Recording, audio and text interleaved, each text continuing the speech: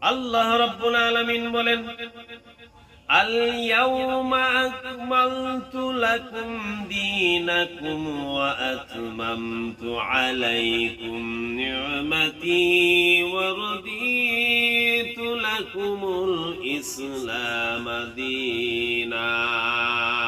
আমি তোমাদের জন্য তোমাদের দিনকে পূর্ণতা দান করলাম, আমার অনুগ্রহ তোমাদেরকে পরিপূর্ণ করলাম এবং ইসলামকে তোমাদের দিন হিসাবে মনোনীত করলাম।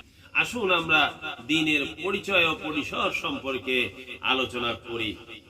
দিন শব্দের অর্থ হলো জীবন ব্যবস্থা। কোরআন মাজিদে দিনের বিভিন্ন অর্থ রয়েছে, যথা প্রভুত্ব, দাসত্ব, প্রাধান্য, আনুগত্য, প্রতিফল, কর্মফল, পথ, পন্থা, আইন ও জীবন ব্যবস্থা।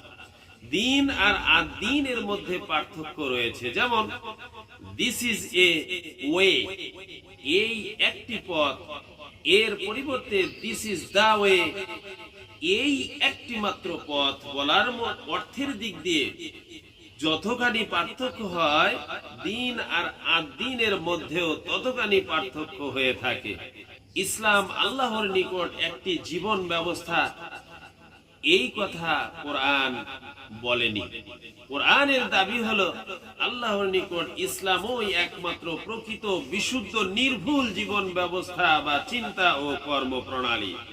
আল্লাহ রাব্বুল আলামিন বলেন, ইন্নাদ-দীনা ইনদাল্লাহিল ইসলাম।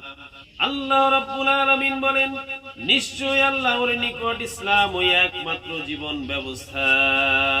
সুবহানাল্লাহ। এই দিন সৃষ্টির শুরু থেকে জীবন সমস্যার সমাধান পেশ করে এবং রাসূল আকরাম সাল্লাল্লাহু আলাইহি ওয়াসাল্লাম এর বিদায় হজের সময় পূর্ণতা লাভ করে। আল্লাহ রাব্বুল আলামিন বলেন, আল ইয়াউমা আকমালতু লাকুম দীনাকুম ওয়া আতমামতু আলাইকুম নি'মাতি ওয়া রাদিতু লাকুমুল ইসলাম দীনা। আল্লাহ রাব্বুল আলামিন বলেন, আমি তোমাদের জন্য তোমাদের দিনকে পূর্ণতা দান করলাম, আমার অনুগ্রহ তোমাদের পরিপূর্ণ করে দিলাম এবং ইসলামকে তোমাদের দিন হিসাবে মনোনীত করলাম।